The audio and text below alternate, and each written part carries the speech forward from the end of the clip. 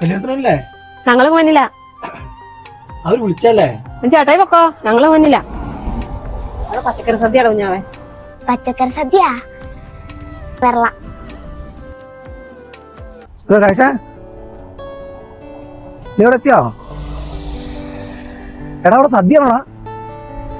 ബിരിയാണിയാ? ആ 10,000 കൊടുക്കാന്ന് വിചാരിച്ചേ. ചേട്ടായി പോവാ